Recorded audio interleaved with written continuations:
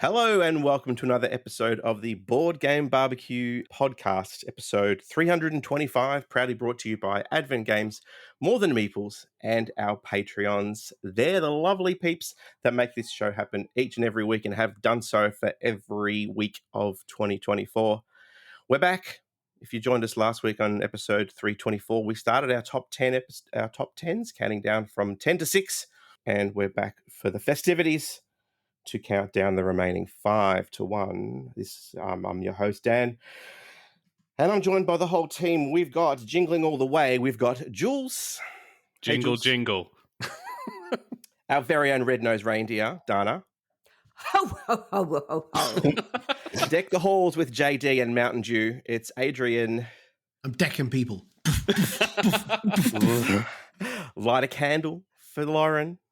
Oh, love it. Our very own Frosty the Snowman, Joe. Oh. Frosty the Snowman.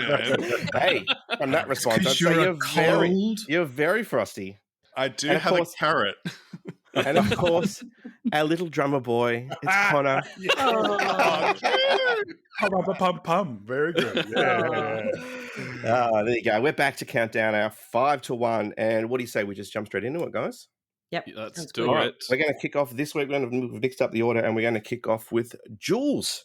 All right. Jules, number 5. This game has been in my top 10 the entire history of this podcast. And one in particular former member like to besmirch the name of it often.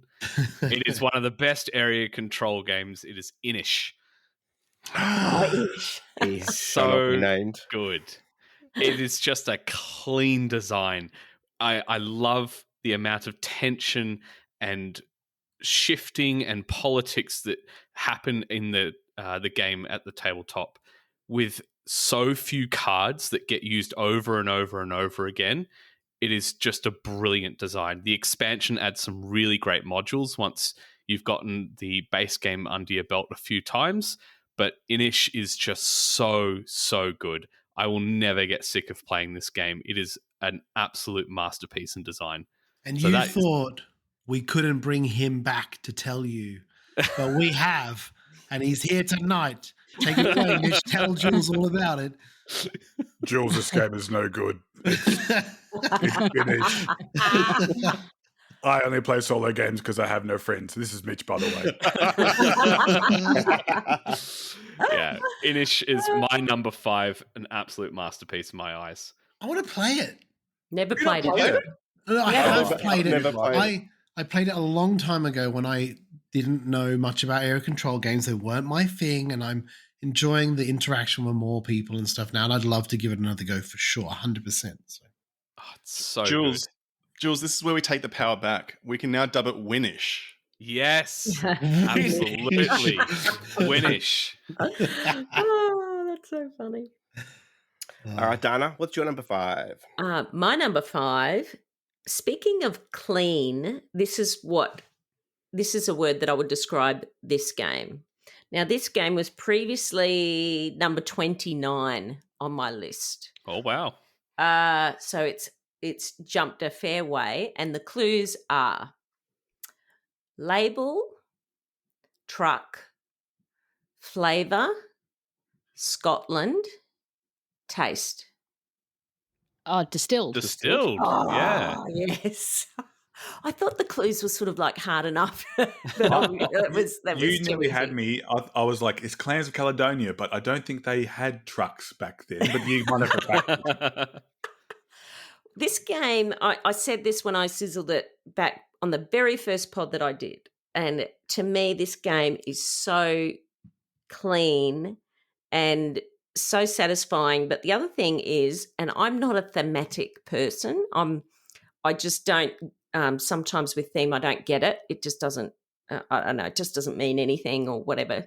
But distilled, I think the theme really comes through in that game, and so much thought has gone into this delightful Euro where you're, distilling spirits, and even like the research they did of the different spirits around the world. I love the little push your luck mechanism where you're sort of creating your spirits, but sometimes things don't work out the way you hoped.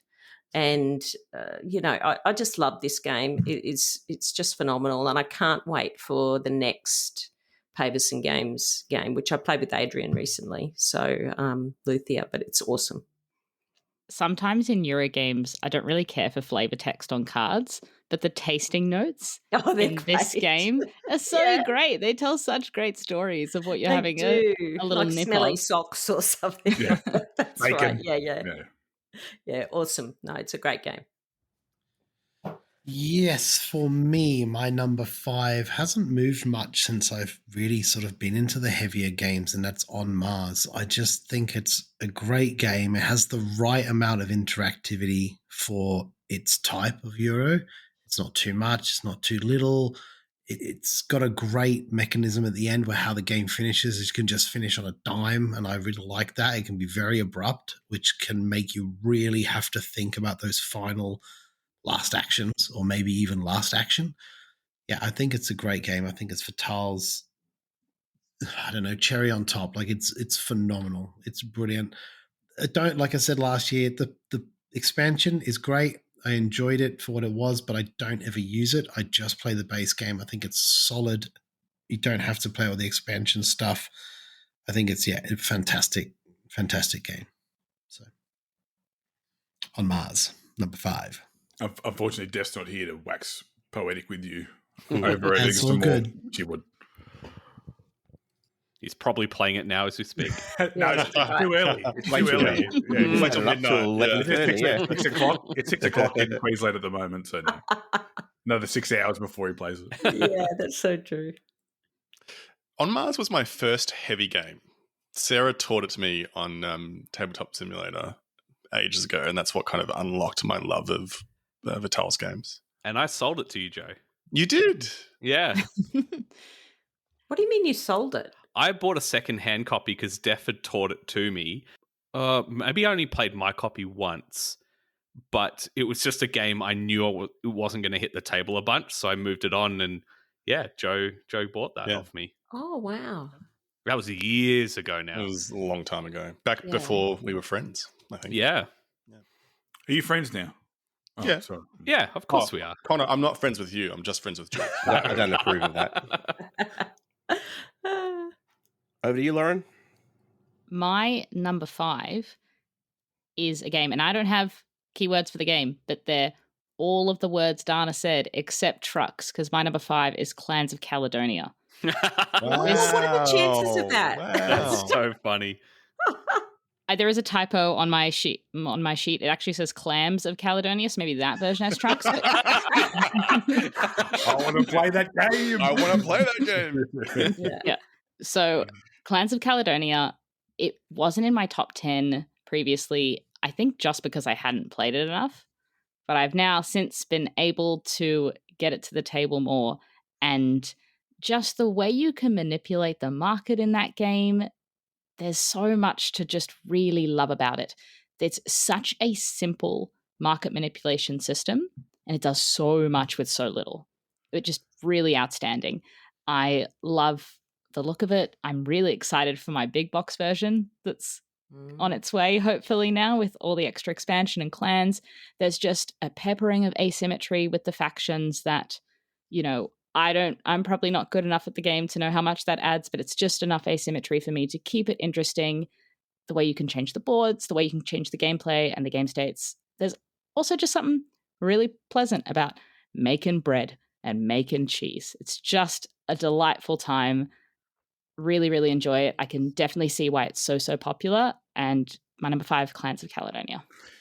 I was sold this, not actually, but by Def, as it's Gaia Project, but in Scotland, and it's definitely got that vibe about it with the, with that being so tight. And you're right about the market when you can have an item and you can sell that item for so much money. And you're like, oh my God, I'm the king of cheese or the king of milk or the king of lamb. Like, it's so clever. I haven't played this game enough. And yeah, I didn't go on the big box version, but I'm getting a little bit of FOMO at the moment. Yeah, no, it's great. I think for me, Gaia Project is an awesome game, but this is the theme that I think just resonates with me a little more. But yeah, both outstanding games. Frosty, what's your number 5? Oh, it's me. Okay, so number 5. So that nickname will not stick, by the way. I was just going to say that was never That going nickname anywhere. is not sticking. Okay, so the translation for my number 5 game, you will not get this one. Adrian, if you get this one, I will be shocked. Yeah, Rain Man. Rain Man, full Rain Man. You gotta try. Here we go. Here, players can choose different cards. That's it. Uno. I knew Condottieri. you loved Uno. Condottieri. Nope. Scout. Oh, that's a good guess. It was on my top 10 previously, but no. I have no Is it a small box card game? It is a card game, yes. Your players can choose A memory-based set collection game where players try to create... Nana? Nana? Yeah, Nana. Ah. Yeah. Well So- done, Lauren. My number 5 game is Nana, or if you're trying to search for it on BGG, it's Trio. This is one of my favorite Japanese games that I picked up while I was in Japan. Really simple memory set collection game, which normally people think, "Ugh, I don't want to play that," but I get it to the table so often, and people are charmed by it every time. Cannot recommend Nana enough. One of my favorite Japanese card games that I own. Yeah. My sister, love after it. playing it, was like, where'd you get your copy from? I was like, well, Agent actually got it from Japan. So good luck with that. Yeah, Are they I love it. Are they actually the same game, Trio Yes. and Nana? Exact same game, Yes. but one's I don't- better. One's objectively better. Oh, Nana Or is better. Yeah. I really want to get a copy of this. Every time I play it, it's so good. I think I need to just pull the trigger and find a copy because I don't want Trio. I want Nana. No one wants Trio. No. Everyone's gone to Japan, mate. I'm sure someone can bring back a copy for you. Awesome. All right. My number 5 is a game that I tossed and turned and thought, what game, if someone was like, what game do you want to show how board games have grown over the last, let's say, 20 years, what game would you show them? And I think this game melds two of the most important board game mechanics that have come out the last, let's say, 30 or so years in deck building and worker placement. I think now that it's got the newest expansion to come out with the leaders and whatnot, that it has become even better, and that is Lost Ruins of Arnak. I love this game so much with the leaders and the asymmetry that they have and the special cards. It's just so good, man. And then with the leaders, they brought in the new track that you move up so that it actually balances out going to different places and then going up the track. They've done a whole lot of work to make this game a lot more balanced. I think I would honestly, if someone said, hey, which game would you show to people to show like what board games are like today with production, with gameplay, with how snappy it is, Lost Ruins of Arnak would be mine. So that's why it's my number 5. I love this game. I love it too. It's a brilliant pick. And I just didn't have it on my list because I just have not played it this year at all. So I it agree. is brilliant. It's a pick. Yeah, I'm happy for you, Connor. Thank you. Love that for you. Love that for you. Connor, I support you, Connor. I think it's a great game. It gets crapped on a lot by lots of people, but I think it actually is an extremely fun game to play. What does it get crapped on? I don't get it. What's so crap about it? I don't know. I don't know. Crap. I don't know why it's crap. Aaron but and I it's had crap. to figure it a few episodes ago. I In think all that was you and I, fairness, Jules. I've only played it like twice, and so I've never given it a proper chance. But I feel the same about Dune Imperium. I think it's fine. Like that's just a mechanism that I'm not familiar with. So, but I'd play it again in a heartbeat. Like Connor says, I'd play it no problem. I don't dislike the game. I just don't have it, and I haven't But it's played it crap. enough. Okay. No, just it's not my thing. It'd be like my Adrian. games are not going to appeal to everyone else. I'll just put it Adrian, out why would- there. An elephant never forgets, Adrian. I'll just put that out there. Connor for the listeners, Connor had the saddest, like, boy being bullied look on his face while Adrian was crapping on Lost Ruins of Arnak. I literally didn't do that. You can listen back. Yeah, it's fine. It's a game. The Shrek and Donkey relationship is being really tested at the moment, mind you. Yeah. Hey, You see Donkey how always quickly annoys Shrek. It's the You rules. see how quickly you don't get healed in Overwatch now. Yeah. All right, to round it out, my number 5, the way the dust settled on my top 10, this one was a bit of a surprise to me, but I'm comfortable having it here. My one-word clue is Stan. Oh, Stan. There's only one Stan. Stan. Oh, Marvel Champions. Down 4 spots this year. Good one, Con. Marvel Champions is my number 5. Wow. Well done, Connor. Mostly because I haven't got it to the table not nearly as much as I'd liked, and even last year it was that was the case as well. Although I kind of left it in my number 1 spot just out of my love for the game. But this year I had to bite the bullet and went, I haven't got it to the table nearly as much, so I think I'm going to drop it. The one time I did get it to the table, I actually made my perfect setup, my childhood 90s sort of dream team, which was Psylocke and Gambit versus Mr. Sinister. I played through the next evolution box, and I loved it. But that's the only time I've really got it to the table this year. So I haven't bought any more boxes, any more decks this year. I'm probably going to hold off when I know there's Magneto and all those other ones. I've got enough. I'm not playing it nearly as much. It's not on the for sale pile yet and probably won't be, but yeah, it's dropped down the ranking. It's number 5 now. There's definitely a fatigue that comes with that game. Yeah. I think what made it so awesome to begin with actually worked against it, because they had so much content so early and they released all these heroes, and because they're trying to make money, not to make this a bit simple, because they're trying to make money, all the best heroes you have to buy separately from the big boxes. Yep. So you're like, well, I do want Gambit, I do want Psylocke, I do want Cyclops, or if you're into the Avengers side of things, Captain America and all that type of stuff. But yeah, no, I can't get rid of it, Dan. I'm like you. No. I can't get rid of it. It's not going anywhere. And I think if I, one day have kids or a family, like an extended family or things like that, that's definitely the type of game that I would bring out and they would just love, because the levels of heroes that you can have just runs the whole gamut. I'm hoping when my boys get a little bit older, it will reignite my love for this game. The thing that the infrequency that I play the game also works against me, because it becomes more and more confusing to set up. I set up and I go, okay, what does this keyword mean? What does this keyword do? How does this work again? How many things do I put on that sort of card with the scenarios? And it's just a bear to pack down.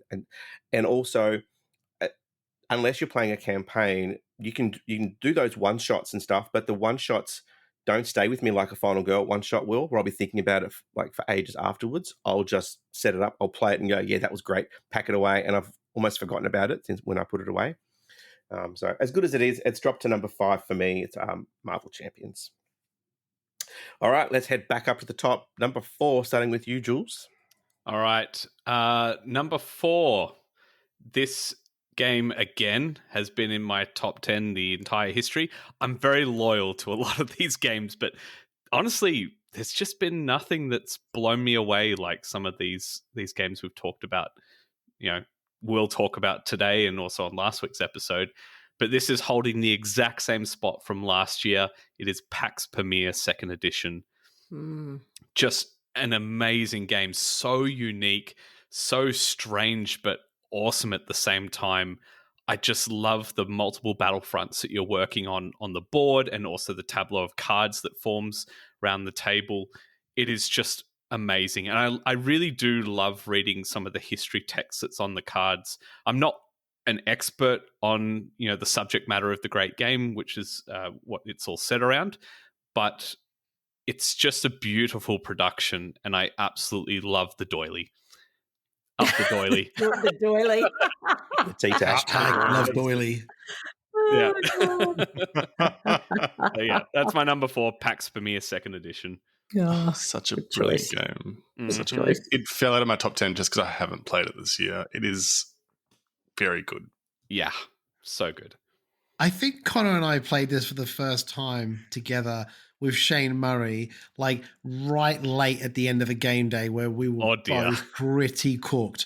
And I the teaching everything was fine. I just didn't know what to do because the cards have so much information on them. They have so many different things and all this other stuff's going on. And it's like I couldn't dig myself out of the hole I was in because I had no idea what I was doing that got me in the hole in the first place. And I don't really mind that. And it's just like you said, Joe, I think it hasn't been at the table as much or whatever. Like I would need to play this game back to back a few times to really get a feel and a grasp of it. But I did enjoy it, and I can see the nuances to it, and I can see how like turns can just flip the game on a dime, and just someone could just go, boop, I got it. And that's kind of cool. I like that in a game. So I would love to give it another try at some point for sure. But I wouldn't be able to play it and then play it 6 months later. Then 6 months later, I need to be able to play this game like, 5 times in a week to really go solidify how it works and what happens. So even at the best of times, I sit down and play and go, what am I going to do? Because you start with such a blank slate in the game. And because not all the cards come into play every game, the deck is going to feel quite different each time. It's absolutely brilliant. But you've played it enough to say, what am I going to do? I sit there and go, what can I do? Because I've only ever played it that one time. Do you know what I mean? Like, I would love to give it another try. Just because I feel like everyone dogged on Connor's choice, I will respond to Jules by saying, it's a game. It's This is payback. We've talked about this, Lauren. We're going to play together at 3 players, and you're going to see the error of your ways. Look, I'm prepared to accept that I might be wrong. You're going to sit there and you're going to like it. It's so long. It's so long. I don't know. That's so interesting because most of my games sit around an hour and a half. I was going to say, I've seen people play in an hour. Yeah. I think for Lauren, it's an hour and 29 minutes too long, though. That's what she's getting at. Yeah. We're talking about this game for far too long, by the way. Let's move on to the next one. It's a brilliant game. Let's keep going. Can we move on from the doily? Detail. So my number 4 was previously my number 37. And the clues are, and I'm only going to give you 3 words because I think it's too easy. Life, calm, and death. Where's Arcana? Damn it. Damn it. Adrian's on fire with these. Jesus It's like pool. You know when you play pool and you had 4 drinks? It's the right amount of drinks to have pool. I've had 4 drinks and I'm like at this good guessing spot. That's my Sniper. spot. Yeah. And this is just brutal. Anyway, yes, Res Arcana. And actually, funnily enough, I was introduced to this game by MJ. She taught it to me at a game day many moons ago when lockdowns were still happening.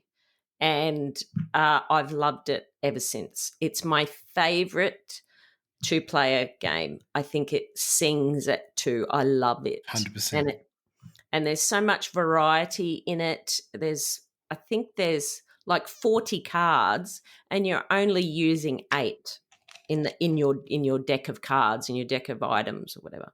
And so there's so much variety in it. I just love this game. I love the puzzle of it. And it does have, confrontation in it and take that and all that. But I for some reason in this game, I don't mind it. I love it. I love it.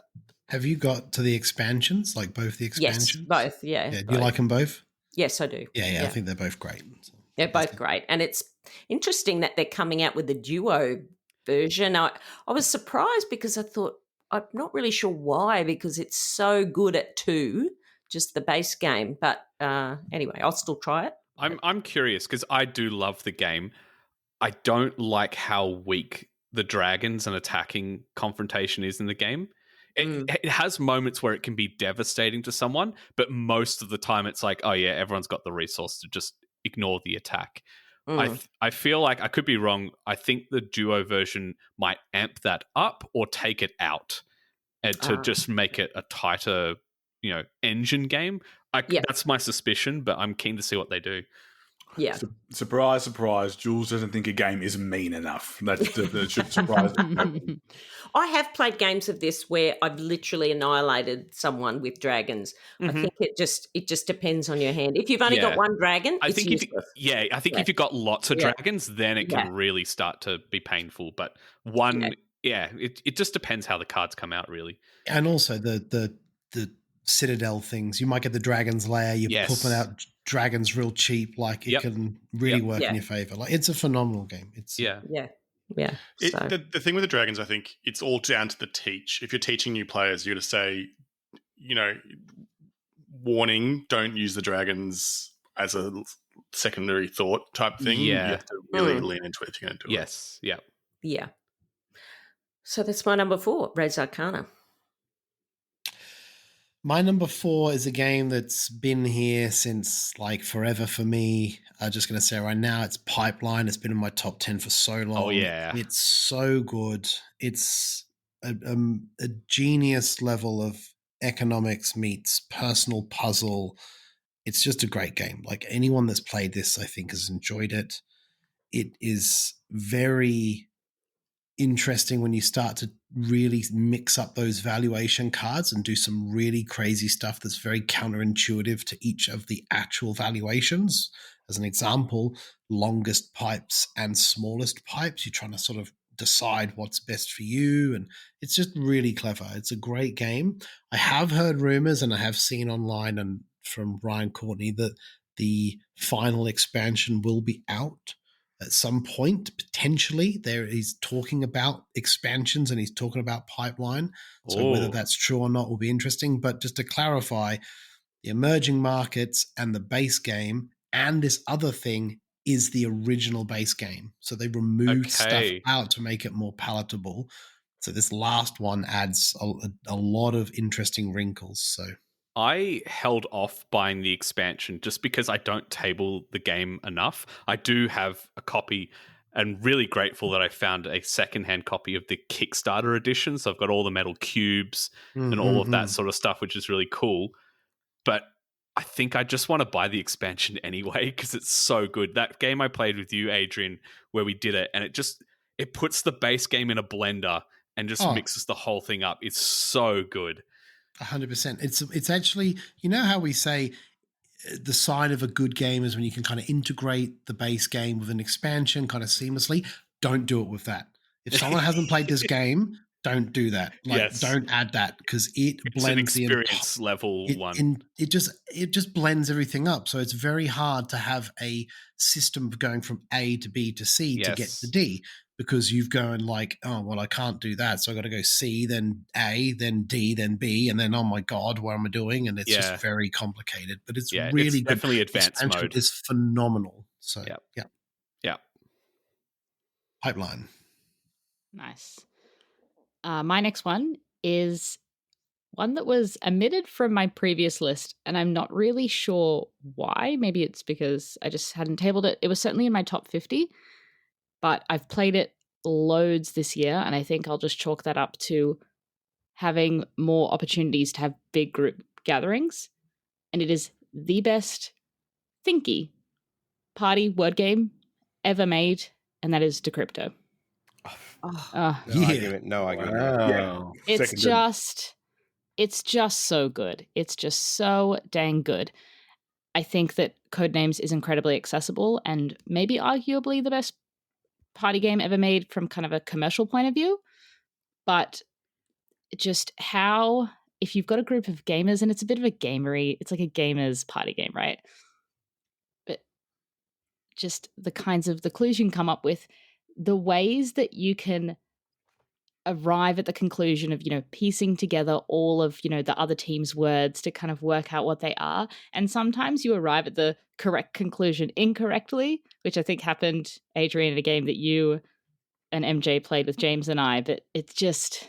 I did all the Ninja Turtles as clues to try and link things to, because then that way it kind of spread it out, but it's really hard. Like, because if someone's not on your wavelength, the nth degree, you can really screw yourself. But yeah, it's a phenomenal game. It's a phenomenal game of just kind of trying to teeter just to the edge of absurdity and clues, but just quite enough that your team gets it, but not enough that they get it. And then having to then switch tact because you can't have those words grouped together. It's really, really good.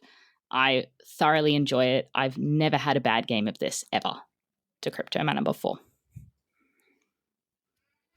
Excellent game. All right, c'est moi. So it's my turn. So my number 4. The translation is: the goal of the game is to collect and sell items, one of the most famous art collections in the world. Art Society? Yeah, my first crossover. crossover. Jules. Well done, Jules. Yeah, so we already talked about it in the last episode. Jules had it. What number did you have it at, Jules? I had it number 9. So I've got it at number 4. And it's a number 4 for me. Again, it's probably my favorite polyomino game that's been out in the last little bit, and really easy to table, easy to teach. I'm actually not a huge fan of auction games, but it's like a really cool auction mechanic that's very interesting. And the strategy, I just find the strategy of which each facet of that game has interesting strategy to it. And I just adore this game. I cannot recommend it enough. If you like polyomino games, you have to give this a go. So my number 4 is Art Society. Strongly agree. Very good. So my number 4 shares a theme with a couple of other games in my list. It is another space game. It's also known as Tech Tree, the game. It is a game that I've taught to various different people. I've played it with my brothers, and they are asking to play it again at Christmas time. So, of course, I will oblige. And that is Beyond the Sun. Man, this game is so good. I love exploring the tech tree. I love how important it is, but it's not everything. I think people look at this big board, this big tech tree, and go, wow, it's all about this, but it's not. There's also the area majority that you can do, and then claiming the planets to give yourselves bonuses that can then help you with the tech tree, selecting the right actions. Man, this game, I love it so much. Clearly, it's my number 4 game of all time, at least for this year. It's raced up my list from last year, a couple of spots. And yeah, it's just another game that I adore and would play anytime someone asked me to. It's a great game. I need to try the expansion. I know it's a tiny expansion, but I'm really keen to try it. I haven't played I don't have the expansion, but I just love the base game so much that it's so good. And I'd be interested. I play tested the Beyond the Horizon, which is the looking at a civilization mode. So civilization is just a whole new game.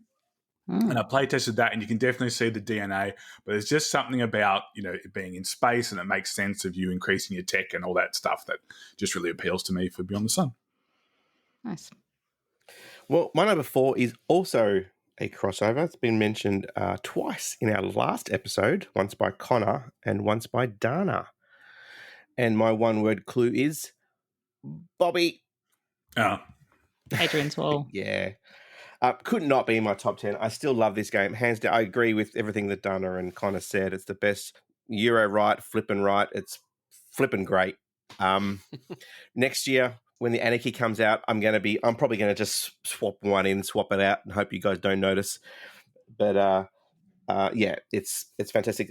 The funny thing is the amount of times I've played it, and yet I go in with a strategy, but it's interesting how the cards that come out with the resource that you start with each round completely changes your strategy. I was like, you would think that after playing X amount of times, you just do the same thing every time and it just gets boring, but it doesn't. It really sort of mixes things up and changes things, but also mixes me up.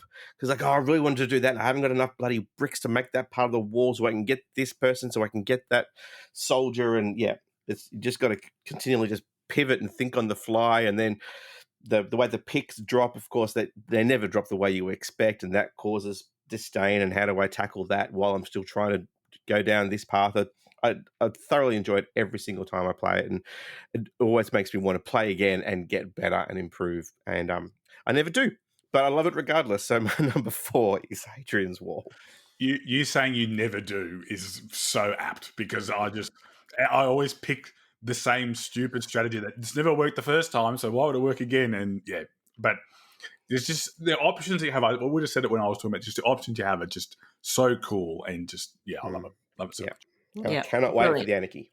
Brilliant.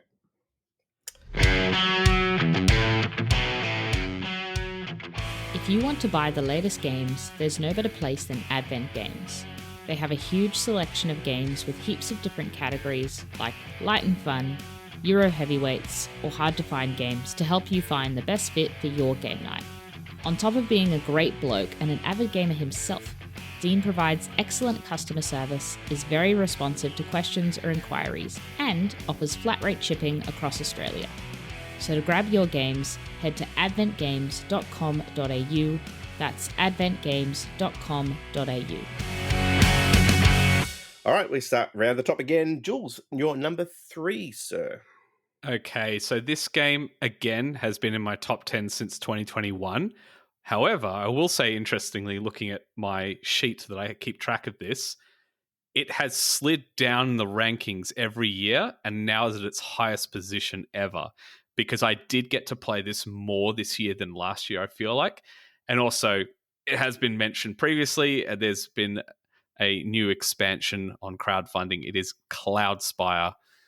I went all in on this. I got the Trove Chest box that they've done for it.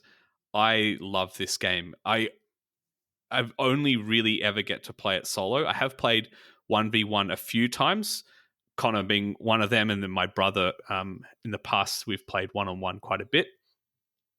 It's just so good. It makes me think in ways that other games don't make me do, and it's just so much fun.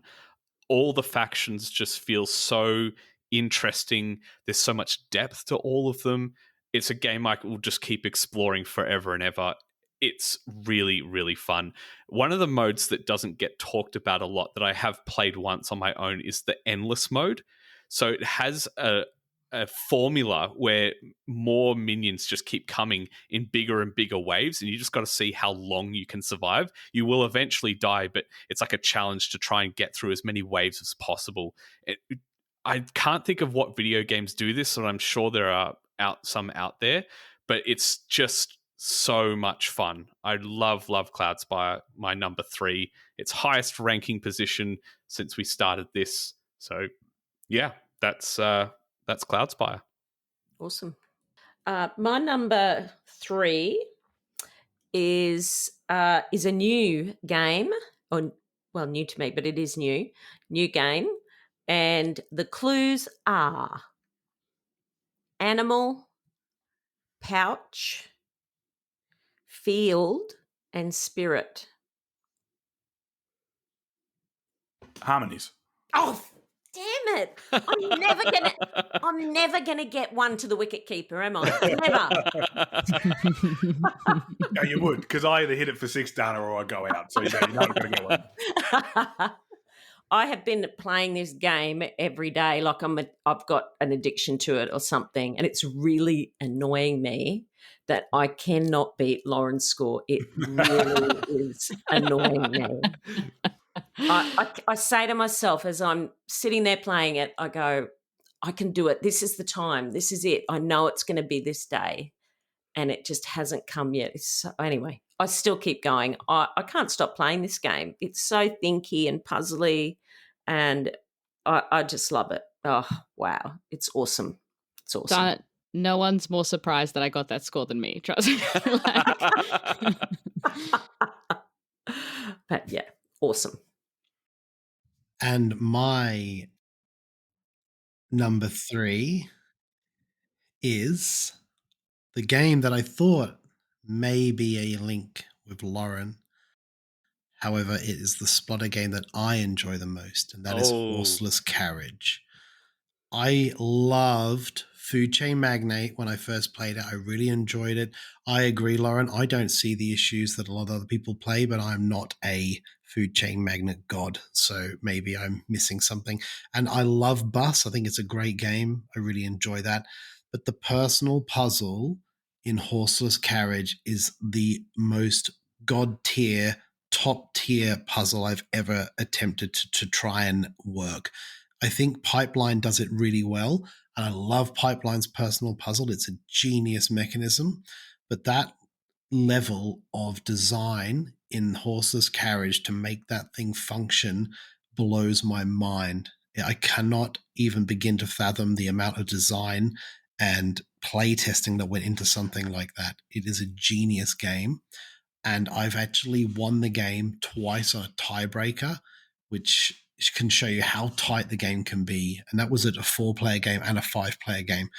It's brilliant. It's a fantastic design, a fantastic game. I love the theme. I love the marketing mechanisms. Yeah, top tier, fantastic game. And it's climbed up every year. Like, I think it went from 7 to now number 3. I've been lucky enough to play it a few times this year. I played it once with Lauren and a couple other times.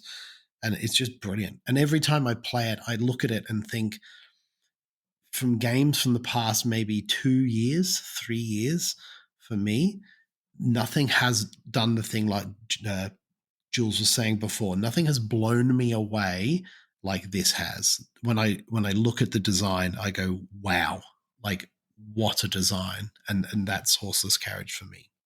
I still need to try this one. I really do want to play it. Same.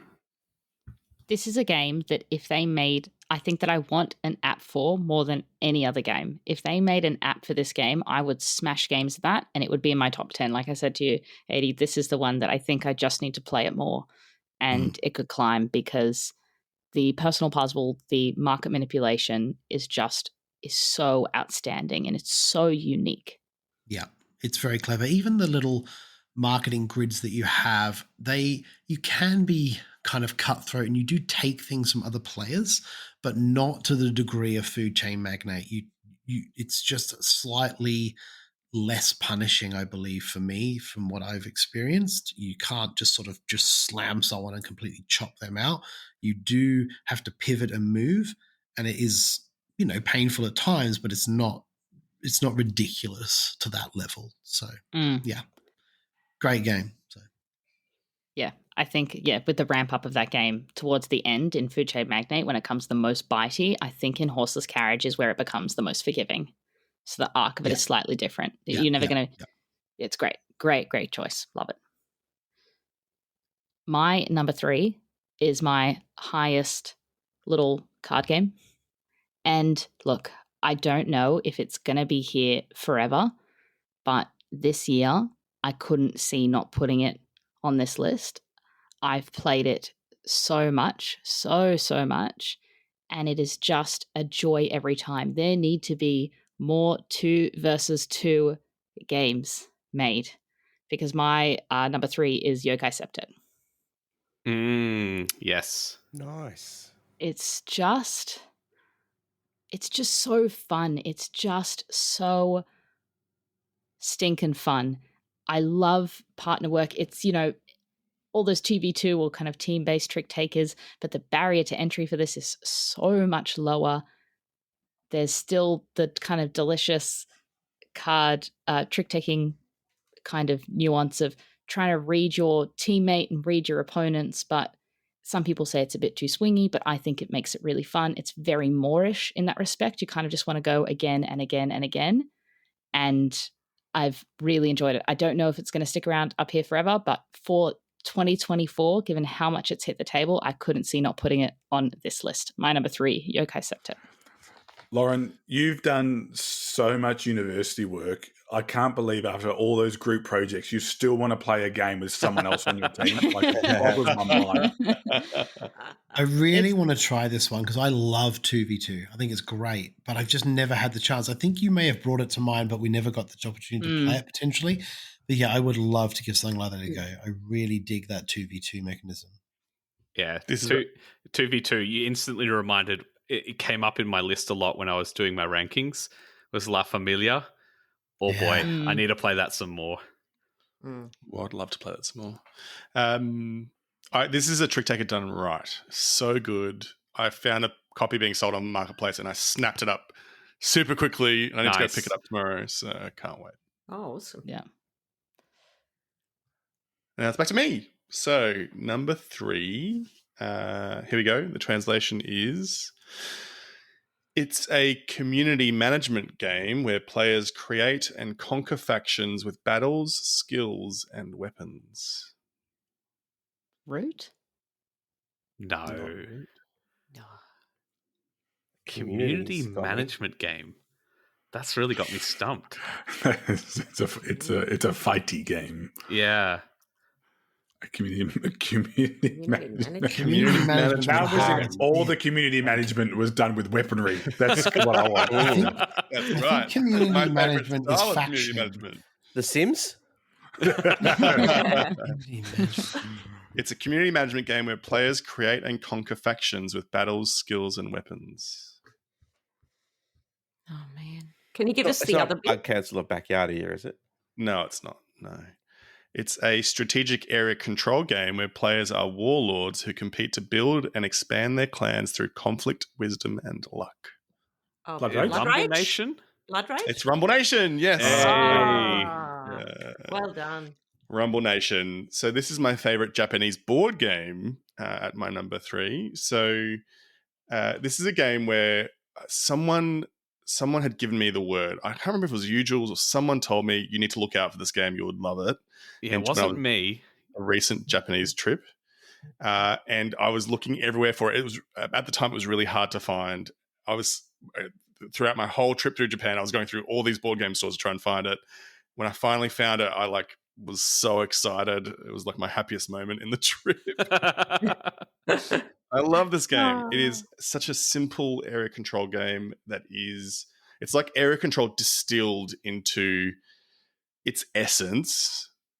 It's really quick to table, quick to teach, so simple, and you can play it in like half an hour. I love this game. It is excellent. If you're someone who enjoys area control, if you can go and find a copy or give it a go, highly recommend Rumble Nation, my number 3 game. As someone who's played quite a lot of area controls games, I approve. It's very good. I was disappointed when I looked at it. It wasn't about the old WWF. That's when I'm at Rumble Nation. If you're not playing it and saying, let's get ready to Yeah, rumble, yeah. you're not playing it right. Unfortunately, I'm gay, so I wouldn't know. It's more rumble tumble than rumble. Let's not get into any details. Yeah. Board Game BBQ After Dark.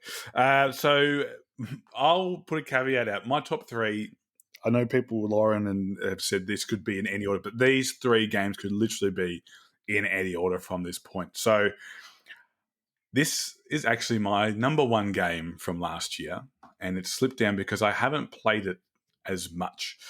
So this is Spirit Island, and I've probably talked about this every year that I've been on the podcast because it has been there virtually every year. The way that they deal with like the native people and things like that just always seems to me. I love the card play and the hand management. I love how much content it is in the base box and then all the expansions. I love the theme of the different spirits, the complexity. It just makes me want to play it more and more and more. It is. I wish I could have almost just a section like a table topper from Berkey that I could just have it set up all the time and then just put it on top of another table, because that's what I would do. That's how much I love this game. So Spirit Island has fallen purely from lack of play this year, and I'm hoping it'll rise up for next year. But yeah, that's Spirit Island, my number 3 game. Excellent. I played that for the first time this year and thoroughly enjoyed it. Good. That's why I always liked you more than Mitch, Dan. So. Yeah. And I picked it up I bought it on Steam as well, and I played it with Def online on one of his streams. It was good. I hope your playthrough with Def was better than mine, where we shared like the same hand. So like we couldn't. It was weird. It was weird. Yeah, because he goes, no, you don't need to buy it. I'll buy it, and then it was bizarre. Bruce was good. Really enjoyed it. My number 3 was mentioned in the last episode by Lauren, and I don't disagree with anything that she said. It's a bit of a legacy one for me in terms of the fact that it's always been in my top 10 and it's probably going to be in my top 10 for a long time. It's actually gone up 3 spots. I think I had it at 6 last year, and now it's actually gone up to 3 because I've been on. Oh, I should say, the clue. You know, what about the clue? Right, I don't know what it is. All right, the clue is Cthulhu. Arkham Horror. And I've been on a bit of a Cthulhu kick this year. I was reading some Cthulhu stuff. I actually, I created a game that was Cthulhu themed. So, and earlier this year I did get out the Forgotten Age. Is that the one that's Aztecian? Yep.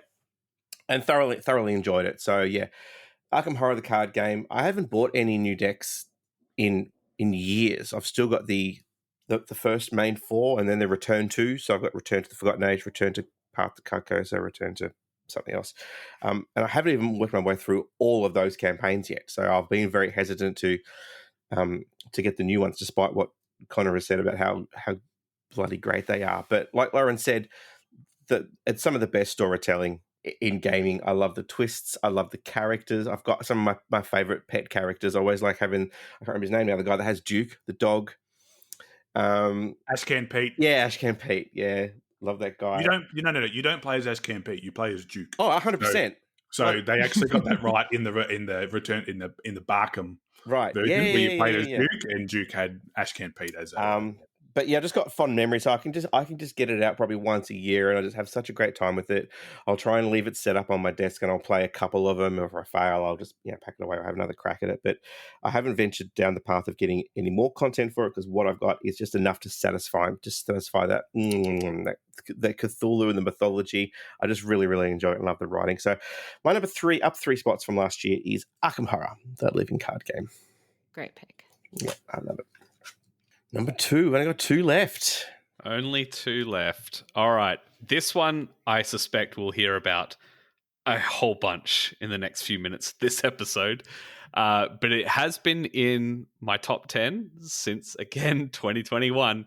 But this time it's risen every year, and it's no exception for this year. It's gone from number 3 to number 2, and it is Root. Oh, yeah. Yeah, boy. So good. I have, this is one game in my top 10 I have got to play quite a few times this year, whether that's been on the app or with other people. It is just so good. I'm very, very excited for the new expansion that will come out next year. It's just brilliant. I love the game so much. It's such a pity, though. It is hard to teach to new people, but I think there's just enough saturation now that there's enough people out there to play it with, at least having 1 or 2 other experienced peoples in the game. But yeah, Root is just so much fun. All hail the Scaly Lord. Factually incorrect. We know who the greatest faction is, and it's the small green bread. That's the moldy bread. The toasts. Well, I don't need to say anything, Jules. You already know what I think. Mm-hmm. I think we need to play a game. It's been too long. 100%. 100%. My number 2 is new again. This game, the clues are diplomacy, escalation, fleet, leader, and moon. Andromeda's Edge. Oh, man. Can't you just shut up? Nice. Just shut I'll up. let people guess. They can pause before I said anything. Yeah, Andromeda's Edge. Now, my number 2, I think last year was Dwellings of Eldervale, and Andromeda's Edge is sort of like a re-theme of Dwellings of Eldervale with a little bit added into it. And I could not put them both in there. I feel bad, and I would happily play either, but I put Andromeda's Edge in there because I would prefer to play that. And it just blew me away. I wasn't expecting to really like it that much, maybe because of the theme, the space theme, but I just loved this game. It was so thinky, and as I said, I played it with the group of ladies that I usually game with, who none of us are space themed gamers at all, and we just could not stop thinking about it after we played it, and we just left it on the table, and then we played it again, and I think we played it a third time as well. And I just love this game, and I do think it's probably a better version for me of Dwellings of Eldervale, even though I do still like both. But yeah, Andromeda's Edge blew me away. I wonder if Jules thinks Andromeda's Edge is better than Dwellings of Eldervale. That's what I'd like to know. Yeah, look, I haven't played Andromeda's Edge, but if it's sharing a lot of DNA, it's not off to a good start. I enjoyed it, but I think that for me, I'd have to play it again a bunch of times because the tech tree stuff on that thing is just quite a lot to try and do well. Like it was there good. There are some negatives about it, but I wouldn't say it's funny. I wouldn't say it's clean like distilled, but it just has something in it that makes my brain work in a different way to distilled that I really like, and I think about it after I played it. So yeah, Andromeda's Edge. So my number 2 for the first time in a long time is my old number 1. Whoa! I had a feeling I thought this was coming. And what? It's mainly due to a multitude of different reasons. One, I entered a BGA tournament and played 15 games at the same time. That definitely broke me a little bit because unfortunately I couldn't let it go. I couldn't not continue. I felt pressured that I'd let other people down by just quitting, and I also just didn't want to do that because I actually not much of a quitter. I kind of like the challenge of doing stuff like that.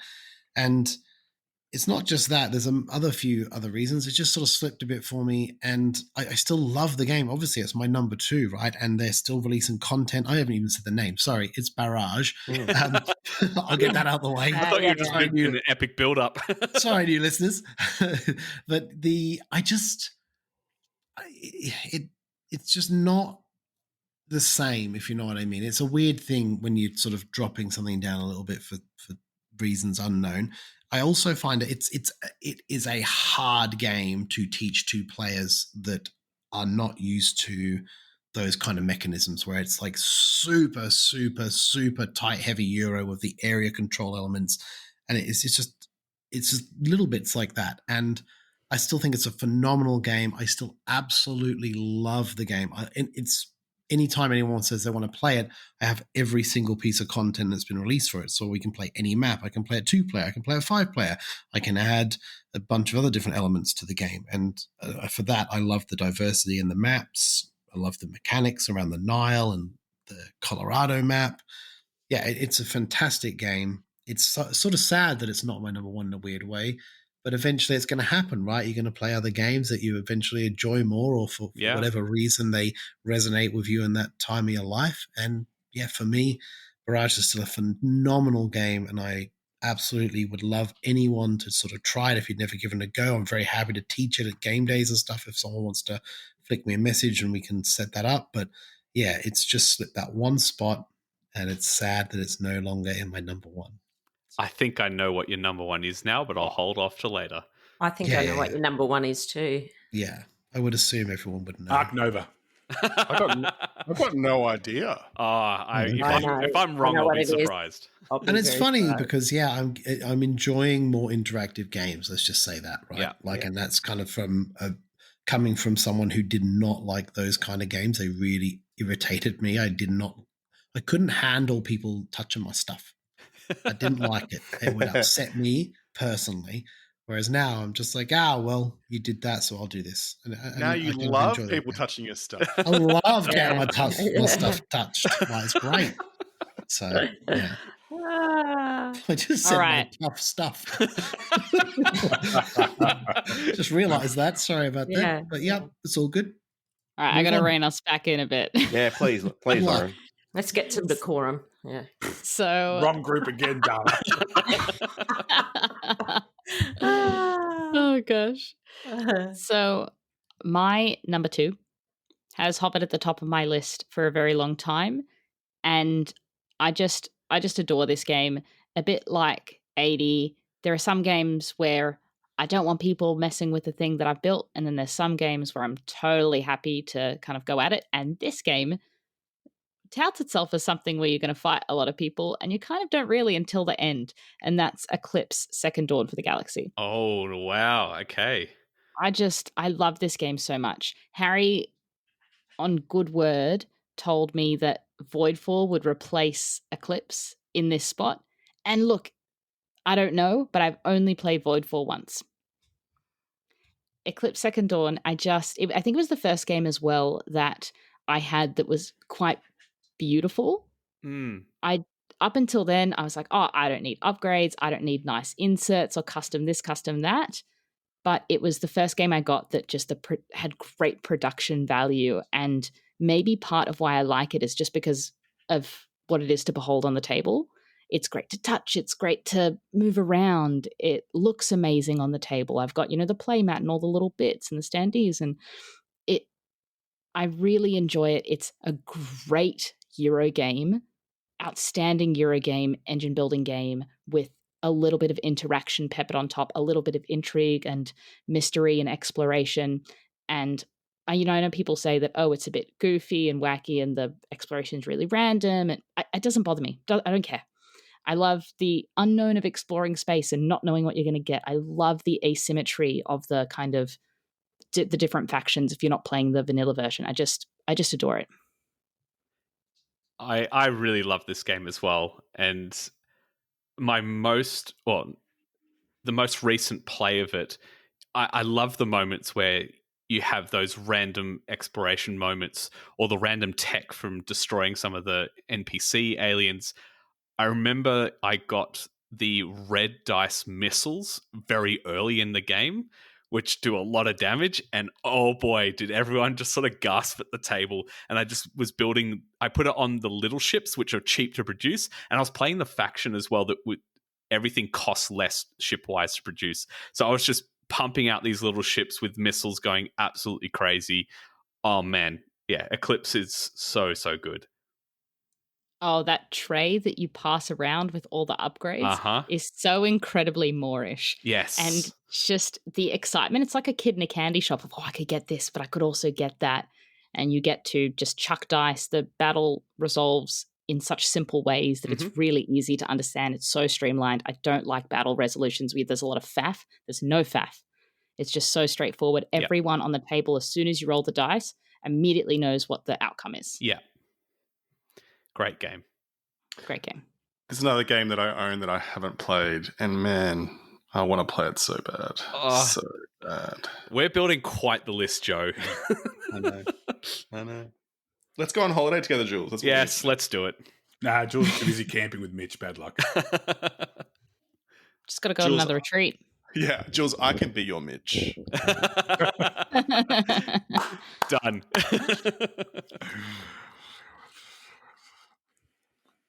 It's me. I keep forgetting.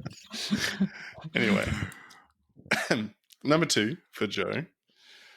Letters and Words, a fun game where players find words and letters. Find words and letters through puzzles. These are so ambiguous. Yeah. Sorry, say that again. No, so The last halfway there's through. words. Sorry. Letters and Words, a fun game where players find words and letters through puzzles. Decrypto? Not Decrypto. Letters and words through puzzles. So clever. Not so clever. Letter a Jam? hilarious. Not Letter Jam. Sure. A hilarious. Not landmarks. Not Landmarks. A hilarious party game of charades and word association. Monikers. It is Monikers. Cool, I was like, is it Monikers? No, the letters and words don't make sense. Yeah, the translation got it wrong. So That's my number it. 2 game is Monikers. That's This is the game that I think I've tabled the most this year. It is so much fun. If you haven't played Monikers, highly recommend. Like I've recommended the whole of my top 10. It is such a great game to lift up energy levels. So at game days, when I'm at a friend's house to play games, we'll use it after lunch, once you have that after lunch slump. And it's great to bring the energy levels back up again. I have never had a bad game of Monikers. It is extremely fun. And if you like party games and you like being silly with your friends and you like in-jokes, highly recommend you pick up a copy of Monikers. Nothing surer than that game we had at PAX this year with just, when I say random people, we knew them all but people who didn't know other people, and then they got involved, and the in-jokes that happened, and we played with like the the saucy cards as well, and that just added more to it. Oh, that was such a hoot. Yeah. It was so much fun. So much fun. And then and the card that you couldn't say because it was so hard, and it was, oh man, just so good. It's such a fun game, and like you said, just the energy levels. No one walked away from that table lower on energy than when they got there. Yeah, I think one of the things I really appreciate about Monica's, there are actually quite a lot of charade style games out there, but just if you have the official version, I've played this where you just write on pieces of paper and make your own cards, but the official version, just having a description for someone to read off that isn't as comfortable in these charades, standing in front of a crowd type settings, it's just a little detail I thought was really, really nice to add in there. And I know there's several people I've played the game with that they've used that, and it's just been great. Yeah, seamless. Also, for a 9-year-old who doesn't quite understand who Joe Biden is. Yes. Do you know what I mean? They haven't a clue, but they haven't got a thing. Yes. We actually played it 4-player today, like MJ, me, my mum, and Finn. And it was brilliant. Even with 4, it was absolutely fantastic. You don't have to play it with 8 and have a big thing. It is a very valid party game for a family. Yep. It's fantastic. The thing I would say is that what sets it apart from similar games when you get the official Monica's version, I've played Time's Up, which is essentially the same thing, but they, as part of their, I guess, marketing, they choose words that are timeless, essentially, whereas the Monica's really lean into that memification, and you'll have memes in there that come up that just makes you laugh, and because everyone's getting around and choosing the cards they want to put in, it's stuff that everyone around the table finds funny. Yeah. It's what's so special about the game. 100%. The lady eating the salad and laughing. It's if that doesn't typify the 21st century, I don't know what does. It's so good. Oh, One of my favorite cards is like the one that's like buffalo. It's a good card. I've also quite enjoyed today how Finn is absolutely flabbergasted that my mum knows what a Karen is. He's like, how does she even know that? I'm like, she's not dead. Like, she's like, you're not that old. Like, oh my God. He's just so funny. He's absolutely hilarious. So that's my number 2, Monica's fabulous game. All right. My number 2, it was always bound to come up, and it has been on another person's list as well. That is the woodland game of might and right. That is Root. It's a jinx. It's a jinx. Oh, man. Yeah, so me and Jules with the jinx. What I love about this game is let's call it a fight, Jules, that we had on a podcast about it. And Jules was like, I don't like this game. It is dumb. And then he went back and played it actually at the table. And then was like, no, this game is amazing. Like, Jules has already said plenty about it. The asymmetry, the theme of the characters, how they can still use all the cards. And I remember someone saying to me, it's effectively a card game at its heart, because you're using those cards to as an engine, as an action engine, really, to do that. And and again, the game we played at PlayCon, Joe and Jules with Tom and who else was it? Just us 4? Yes, it was us 4. Wasn't it? Yeah. So 4 of us. And it's like, we wanted to finish it, but we couldn't finish it because we were packing up. So again, like, if you guys are setting up a game and you're back in Melbourne, Jules, I will be. I'll drive the 3.5 hours just to play Root, because that's how much I love this game. And all hail the Woodland Alliance. That no faction yet has given me the joy of dropping that bomb when everyone else knows it's going to happen too. And like, I'm gonna do it now. So Root is my number 2 game of all time. Very nice. Our first jinx. My number 2 was actually my number 2 last year, and has been a previous number 1 in previous years. My clue is going to be Gravehold. Aeon's End. Yeah. And funnily enough, I have not got Aeon's End to the table at all this year, but I've played it a buttload on Steam, because I picked it up on Steam towards the start of the year. And it is fantastic. Every time I play it, I love this game. The fact that it's on Steam, there's no setup and pack down, so you can knock a game out in sort of a good 45 minutes. But I just love the randomness of not knowing, because I play two-handed, not knowing if it's going to be your turn or if it's going to be the Nemesis's turn, and they might have back-to-back, which completely makes things an absolute shambles, and you can randomize the market and randomize the Nemesis that you're playing against. I've got most of the content, and I put it all in a big container case thing, but it's just a bear to get out to the table and then deciding. You can take a good half hour deciding what cards you're going to put in the market, let alone what Nemesis you're going to go against and what mages you're going to use. But I just honestly love this game just for the pure randomness, and I love just casting the spells and working together and trying to potentially get two mages that are going to work really well together, because I don't think it's too difficult to play it true solo. It's really meant to be played as a team. I do want to try and get the legacy of Gravehold back to the table, because it was something that I started with Jack and Jen, and try and get them to commit to getting it back into the table, and hopefully that way my collection of all of this Aeon's End content will have more longevity. But my number 2, as it was last year, is Aeon's End. I love Aeon's End. I haven't played this year. I own Legacy of Greyhold. I just have not got it to the table. Oh my God, I love that game so much. Joe, I bought your original copy. Oh, that's right. Because I wanted to play it with my mum and I never did. Oh, no. No, hey, there's time. It's fine. That's true. But yeah, I'm like, it's timeless. Yeah, it is timeless. Yeah. All right, folks, this is it. These are our number 1 games for 2024. Jules, you want to start us off? All right.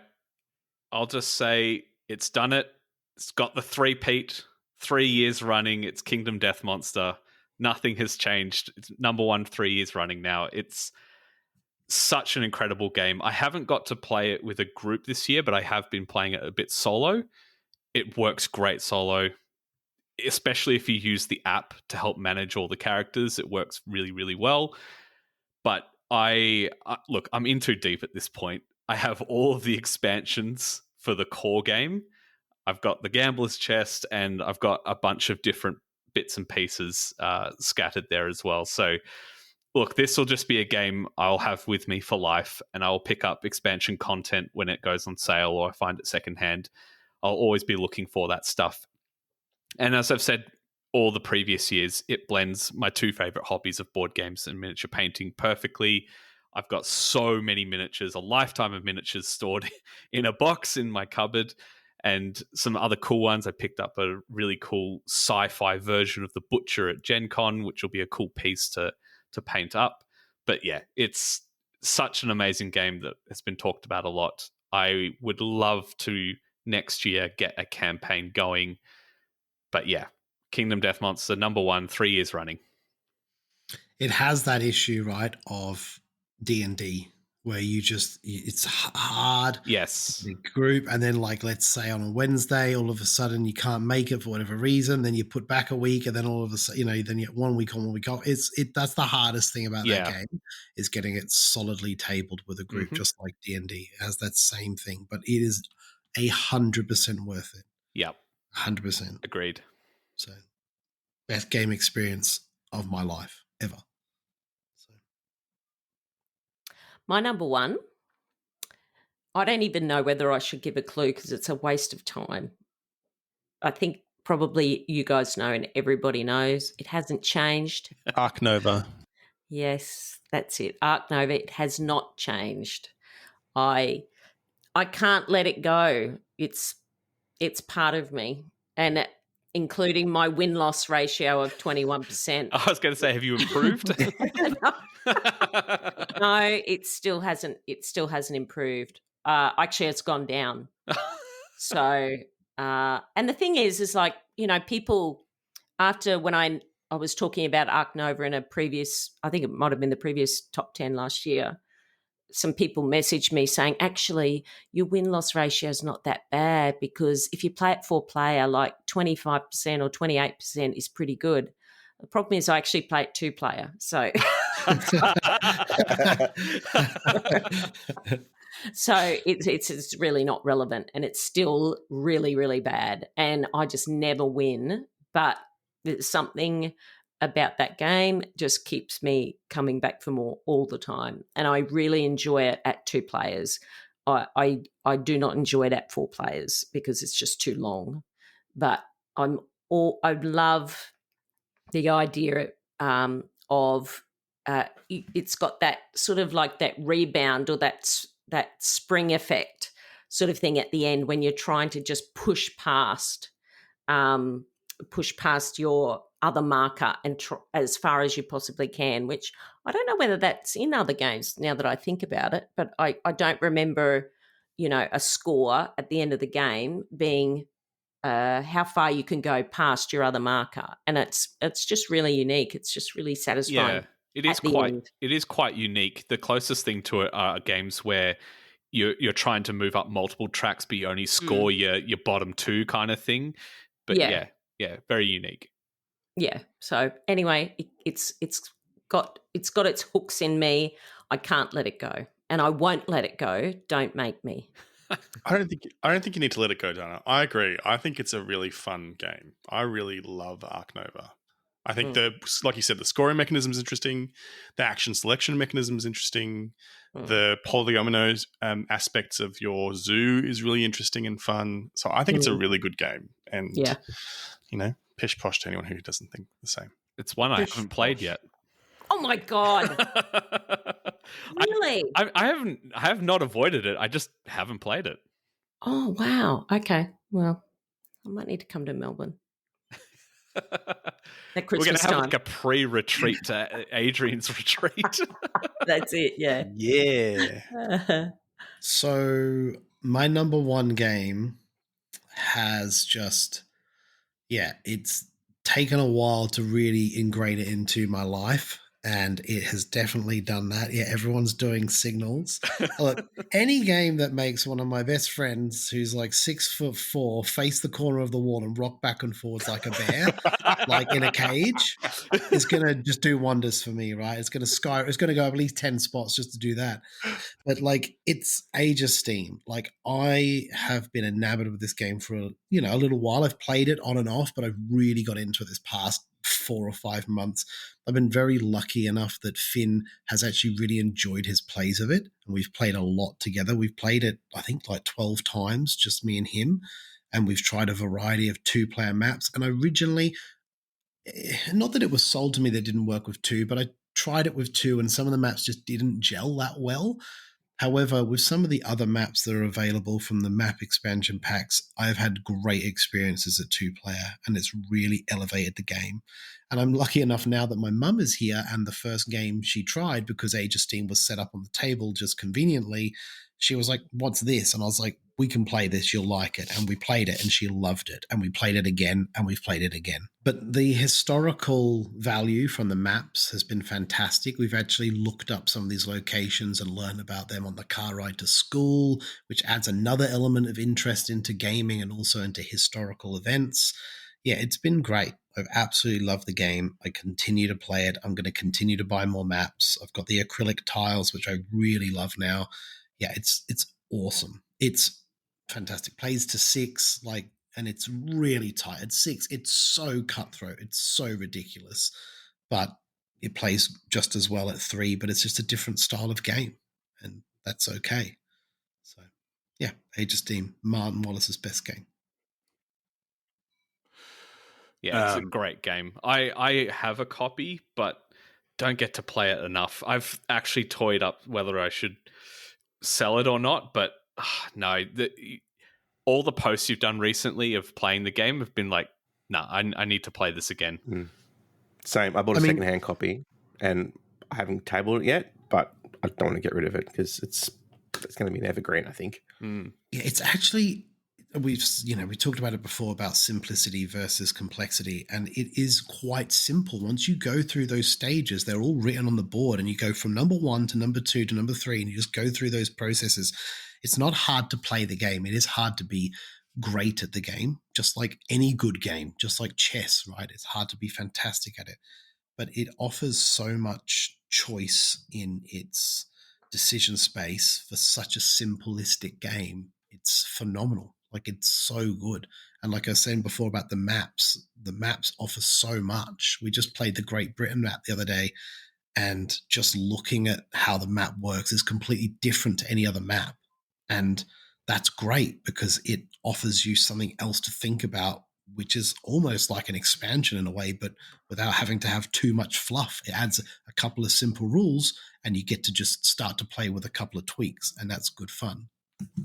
There's, before we talk too long about it, there's actually one map that I really want to try. I don't have it.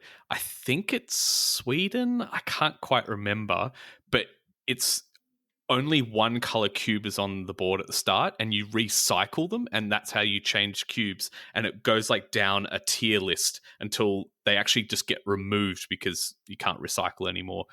The tweaks and rules between maps just add so much variety to the game. 100%. That locomotive action, man, that'll haunt me in my dreams. That's the one that Def took, and I was crying. Just to clarify, my mum still calls it the locomotion. She loves Carly. Oh, every time. Like, I'll take locomotion. I'm like, Finn looks at me and we're looking at each other like, oh my God. But yeah, it's great. It's good fun and it's hilarious. So yeah, thanks for playing with me, Mum. I appreciate it. All right. My number one has not changed. It's still the best writing in any game ever made. It is still the best deduction game ever made. It's Sherlock Holmes Consulting Detective. It is a brilliant game. Not only, and I've gushed about it so much on the podcast before, but one thing I'll kind of add is that I think it's the game of any other game in my collection that's brought me closest to the people that I love. It's really, we've sat and stewed over these cases. We've had it on the table across multiple days, across multiple visits, messaging about the cases afterwards. I just really adore this game. I think that there's, some barriers to entry which some people can encounter, but playing through a few cases, getting into the groove of the kind of thinking that you need to do, the quality of the writing is just, and given the breadth of how much writing is in this game, the quality of the storytelling and writing is sublime. It is clearly, a passion project, a project of love that has professional writers, and that quality, you can see the difference compared to other games that just, they bung together some text and some story. It makes me think critically. It makes me feel like a detective. It makes me immersed in this world. I just can't speak highly enough about it. My number one game of all time, Sherlock Holmes Consulting Detective. If I can give anyone else one piece of advice outside of your incredibly insightful comments, throw away the rules for that game and just play it through. Don't worry about your score. Don't worry about anything like that. Just play through it, experience it, try and solve it. Don't worry about how well Sherlock did. He's Sherlock Holmes. He's a world-famous detective. You're just someone that's sitting on your couch with your friends and family trying to solve this. So, the plays I've had of this have been so much fun. Just the best. Yeah, on the back of your number one last year, Lauren, I asked for a copy for my birthday in January. Oh, wow. And Jen and I had a chance to play it during the year, and we took it to bed and just sat there and was rifling through all the different documents and the maps and the directory and the clues, and we put it to bed after about an hour and a half, and then picked it up again the next night because she came home from work and I'd finished work going, I've been thinking, and do you think we should maybe check out? And she's like, I was thinking the same thing. And there's also that other thing that we didn't look at. And so, yeah, it was so tantalizing, sort of just working our way through the clues. We kind of got stuck to a certain point, but then it just kept percolating for the next 24 hours. And we revisited the next night and continued on with the case. And it was such a thrill to be able to do that, but something that we could do together as well. It's one of my favorite gaming moments of the year. Yeah. Yeah. I just love hearing all these stories about from most of you about how these board games have brought people together, like you, Lauren, saying it's brought you closer to the people you love, and Adrian's story about getting to know his group of friends that he plays with or whatever, and you and Jen. It's so wonderful, isn't it? It's just so wonderful to think about what these games have done for us. And I only hope that other people listening have the same experiences. It's really wonderful. Awesome. Yeah, it's great. 100%. Yeah, if you like deduction games, if you feel like you want to get into the shoes of Sherlock Holmes, I think these are a great series of games. And my sister, who is hard work to teach board games to, she came over and played with me, and she was obsessed. We had to stop halfway because it was getting late, so she had to leave. And then we came back a week later, and she pulled out a notebook with written notes. That's so good. Last time, which is not my sister. My sister Good is not like effort. that at all. She was obsessed with it, and she loved it. So it's an excellent game. That's my number one. So the translation for my number one. Asymmetric Jungle Battle is a game where groups of animals fight to save the jungle. Rude. Yes. It's Root. Of course, my number one game is still Root. I haven't got to play it as much as I want this year, but I have left it at my number one because it's probably one of very few games where if someone said to me at any point, no matter how I was feeling, do you want to play a game of Root? I would say yes in a heartbeat, easily. It is one of my, if not my favorite asymmetric games out there, my favorite conflict game out there. Every game of Root I've played is different because of the players are different around the table, or the factions are different, the combination of factions are different, the maps might be different. And I have played this game so much and taught it so much that I think I could easily, I don't find it too difficult to teach anymore because I got a really good rhythm and patter to it. And oh man, I just love this game so much. So much. And, Jules and Connor have already talked about it. So Great pick. All right, so my number one game of all time is Overwatch. No, it's not Overwatch. Warhammer. Yeah. I already copped an upgrade for that in the first one. Warhammer's not a board game. No. My number one board game of all time takes place in a very grim setting. It's a campaign game that you use cards to modify your attacks and your different actions. It is not Arkham Horror, the living card game. It is Oathsworn Into the Deepwood. Wow. The experience I had playing Oathsworn with the voiceover by, oh my God, I forgot the actor's name. He's out of Game of Thrones. He plays the Captain of the Night's Watch. You'll know who he is if you saw him. And the character customization that you can do, the way the cards cycle through. One of my favorite games of all time is Monster Hunter. And similar to Kingdom Death Monster, where it's effectively a boss battler, that's what Oathsworn is, but it's just that tad more forgivable than Kingdom Death Monster. Just a smidgen. That's not a high bar to pass. I think James Cosmo, I think is his name or something like that. So in the voiceover is fantastic. It's got a setting that some people might think is overdone in the grim fantasy, but the types of heroes that you get to play as have just a neat little wrinkle on the normal ones. What it does really well, though, is regardless of how many players you play with, you always have a party of 4.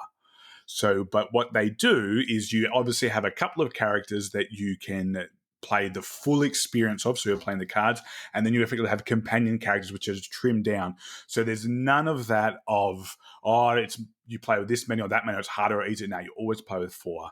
The bosses are creepy and disgusting. Jules, you did a fantastic job of painting a few of them. The Brood Mother, so the rat. And I just can't wait to keep playing through it. It is such a great experience. I haven't beaten it yet, but for it to effectively, I don't think it was in my top 10 at all last year, and it's moved all the way down. It's something I'm really looking forward to playing over this holidays. And so Oathsworn Into the Deepwood is my number one game of all time. Very cool. This kicks the pants off of Gloomhaven. If you like Gloomhaven, you need to play this game because this is an actually good game. So, love Oathsworn. Wow. Love Oathsworn. It's been awesome. So much fun. Very cool. All right, well, it's time to wrap up our top 10s with my number one game, and wrap being the operative word because, as promised, I have prepared a wrap. Oh, for my number one game. Now, Here we go. strap yourself in, but I'm also going to need some help. Oh, So, Dear. you'll know. All right. So, but anyway, okay. Give us a bit of this. Give us a bit of hey, ho, hey, ho. All right. From the front to the back, from the north to the south, let me tell you what my number one is all about. Now, you won't see it coming, and I must confess, I didn't see it either, but now I'm obsessed. It had my curiosity, but like Leo said, it's now got my attention and it's stuck in my head. If you think it's Lorcana, don't even start. That game owned my wallet, but this owns my heart. So without more ado, let me cut to the chase. It's my very last rap, and it's in your face. Take the best of the rest of the games above and combine them into something that I truly love. Take a tight crew like defending Gravehold, but the roster runs deep, so it never gets old. Craft up your deck so it's fly as heck, but unlike Arkham Horror, your boy's going high tech. Pick out your shuttle and who's going to man it, and like Unsettled, head down to the planet. There's flora and fauna and tech to explore, and wicked dice checks that you just can't ignore. Use your equipment when the dice don't hit, son, and Final Girl style tweak all the shit ones. And when you're done, there's still more to do. The adventure won't stop when your crew is through. Chuck your loot in the boot and back to the station. Upgrades and med bay depending situation. Research your tech, promote crew as well, and build up your base like 7th Citadel. There's more to explore and so much to do, and when you go next, it's mostly up to you. The decisions are plenty, the story is hearty, and there ain't no party like a landing party. So if you haven't guessed yet, I'ma shout it out. In fact, I'll get my crew here to help me out. So when I say ISS, you say Vanguard. ISS. Vanguard. ISS. Vanguard. I say ISS, you say Vanguard. ISS. Vanguard. ISS. Vanguard. My number one game for 2024. Time to drop the mic and say no more. Harris out. Oh, Amazing, that was Dan. so good. That was Done. brilliant. That was so good. I picked this game up in maybe July, August. I didn't actually table it till about September. And I have not been able to stop thinking about it ever since. I mentioned that when I took November off and I was using games to try and motivate me, this is what was sitting on the table. And I was trying to hit my word counts so I could play the next story, the next planet in the campaign. This game, it's a game of two halves, and it's what I haven't played Kingdom Death Monster, but it's what I imagine Kingdom Death Monster to be, where you're going down to the planet and you're doing all these things. It's very it's puzzly like Unsettled. There's an app, so there's a logbook where you can read all the different story, but there's an app which actually does all the voice narration and stuff for you as well. But then once you've hit your certain objectives and new mission objectives pop up during the game, you go back to the station and there's still more to do. You upgrade your crew. You can research the different things that you found on the planet. Anyone who got injured goes into sickbay. I have actually lost a character who actually died, and because you've got your crew, you're upgrading them, so you're becoming kind of intimate with them. I've actually lost a crew member, and so there's like a memorial on the station as well, where if you actually put them in memorial, you'll get some benefits. And I'm about 5 or 6 missions in, so I'll probably put about 20 hours into this game, and I can't wait to just keep playing more. I've pretty much put everything down besides my games on BGA to play this game, and it's just phenomenal. It just feels like it's the moment I started playing it, it just felt like it was the best of everything that I've already sort of gravitated towards. There's the puzzles, there's the deck building, there's the campaign sort of story, and the writing is brilliant, and it's just completely blown me away. It's a nice sort of new game, but it's the first Awakened Realms game that I've really properly played, and it's just blown my socks off. Dan, I think Wow. we did like a mention of games that you don't have that you think would be in your top 10 or whatever. And I actually think I had this in my list, and I have not played it enough, but man, it is so good. Yeah. It is so good. You clearly played it more than me, but I remember talking to Def.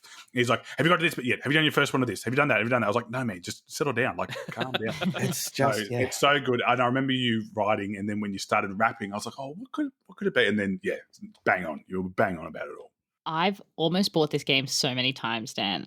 I think you're going to make me pull the trigger. I had someone who was going to give me a copy because they bounced off it. And then they came back and they're like, oh, I played it again. And it's actually amazing. No. Yeah.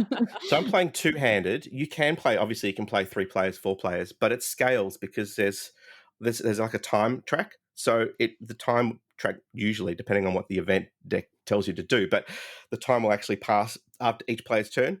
So whether you're playing 4 players or whether you're playing two-handed, and you just after 2 rounds, it's still going to end up moving the same. So just the fact that it scales really well. And again, it's one of those games where half the deck, particularly if you craft it well, you can help other people out. There's certain ways in which I can roll this dice for you and expire that dice with the dice pool. You got to manage your dice and your equipment, and you add stuff to your lander, and you can it's just so smart. The mind boggles. They've just thought of everything, and it just works so seamlessly. Dan, has it inspired you to look at other games by them in Awakened Realms?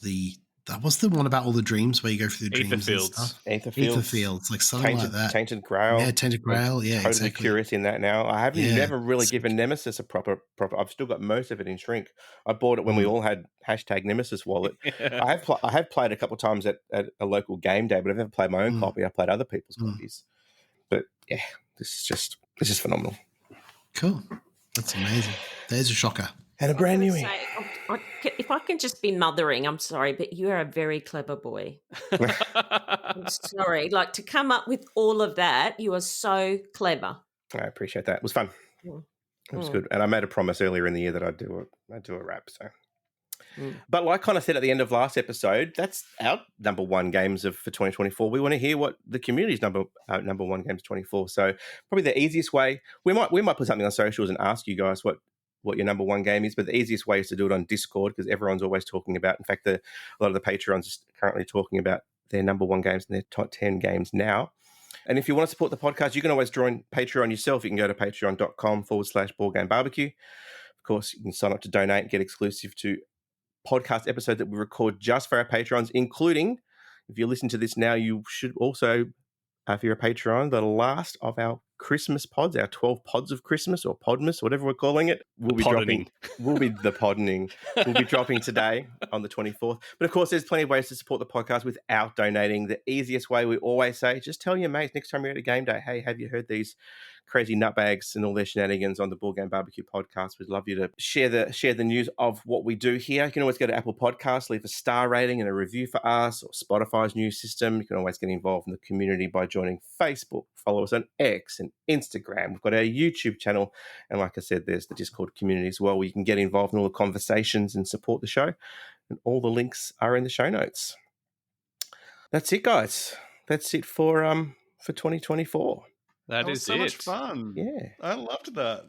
Yeah, that was great. It was really good. I love seeing just the massive variety of games. I mean, I know we had a few crossovers, but there's a huge variety there. It's awesome. That's a board game collection right there. Yeah, I hope everyone had their purchase pens out and made note of some things that they might tickle their fancy. Now, before we go, I've actually got some personal news that I wanted to share with everyone. I will not be returning to the podcast in 2025.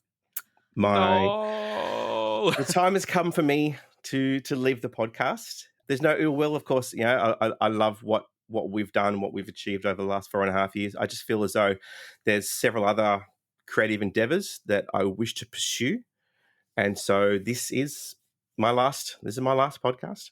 I always try and give 100% to what I do, and I'm not going to be able to promise that next year, to be honest. I've sort of find myself in a different place to where we were when we started this. My boys are growing up. Jen and I don't play as much as we used to, and of course my priorities are changing in terms of the creative outlet and stuff. So look, I'm still looking forward to sort of being a part of the community. I'm going to step back and still support the podcast in every way that I can. So to our listeners, to the board game community at large, I want to say thank you for your support, for your friendship. I've made a lot of great friends in the community. I look forward to catching up with everyone at future game days, and of course PlayCon next year. I'll be there with bells on. To our Patrons, especially, just for your generosity in supporting everything that we've done, that I've done, coming to the meetups and the trivia nights and the Jackbox nights and all that sort of stuff. It's meant a lot to all of us. It's meant a lot to me, and just to you 6 here as well, my second family. I just want to say thank you. You're an amazing bunch of people. It's made the last 4.5 years tons of fun. And yeah, I love each and every one of you guys, and you're like family to me. And I'm going to miss you, but I'll be listening. So don't talk smack about you. Don't screw it up. No, we'll miss you, Dan. You've been an integral part of so much we've done from the beginning. It's been an absolute honour and pleasure.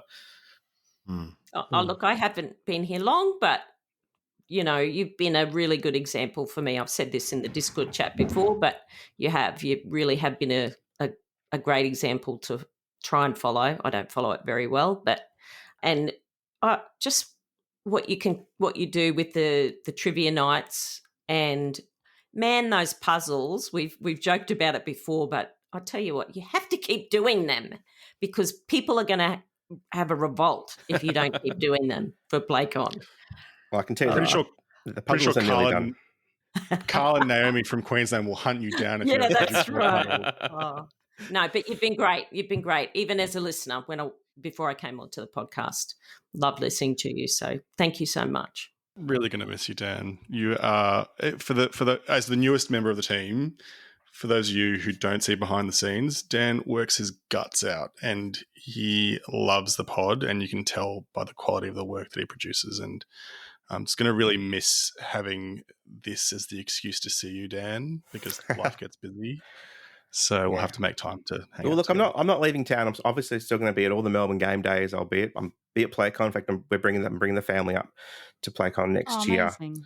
So we're going to make a big Sydney and New South Wales trip out of it. So we'll be hanging around the city for a couple of days and bringing the family. And that's what I'm looking forward to the most, is just cheering you guys on from the sidelines, but still being a part of this amazing community. So. I just want to say I'm so excited for the creative stuff that you put out. Yes.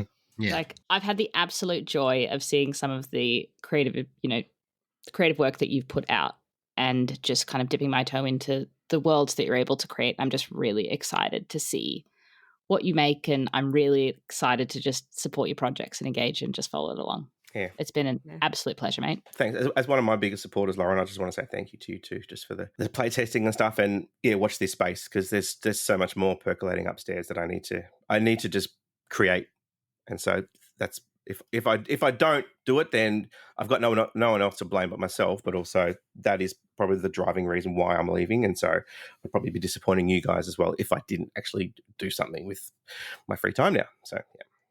You can do it, man. 100%. Yeah. 100%, bro. And everyone said the same kind of a thing, that how I feel absolutely miss you to death. Like, your family are beautiful. It's lovely hanging out with the guys and seeing them. You're always welcome in Queensland. I've told you that several times. Just get a flight, come up here, spend as much time as you want at the house and just chill for a holiday.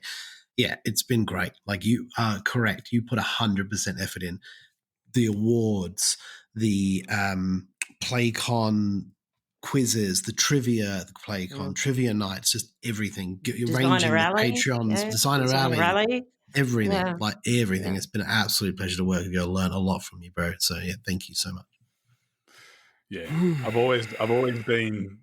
always been proud of what you've been able to achieve with us since the beginning. I think you and I sort of got along really well from the get-go, and we sort of had a share affinity with sport. And I went through a couple of rough patches since you've known me, and you've always been there to support me and send me a message and things like that. So I guess your care for me goes beyond the podcast and beyond that. So the care that you've shown me just has percolated throughout the podcast as well. So I can only say thank you for everything that you've done for me, and I'm going to miss you a whole lot, buddy. You make me cry, Condog.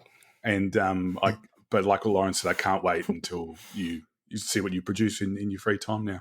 Yeah, no, thanks to you guys. It's been awesome, and I can't wait to become a Patreon next year and support and still getting involved in everything in the community. So it's going to be wild. Yeah. And thanks to everyone for listening. That's our top 10s for this year. That's episode 325. We'll be back again. Well, everyone else will be back again next year in January.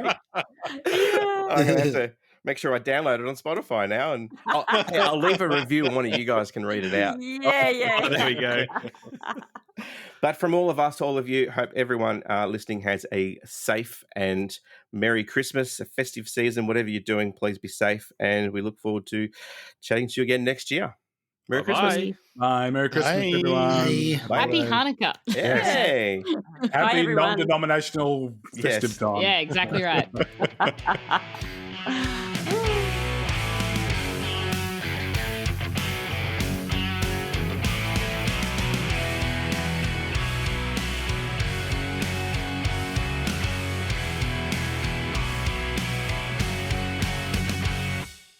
325. All right.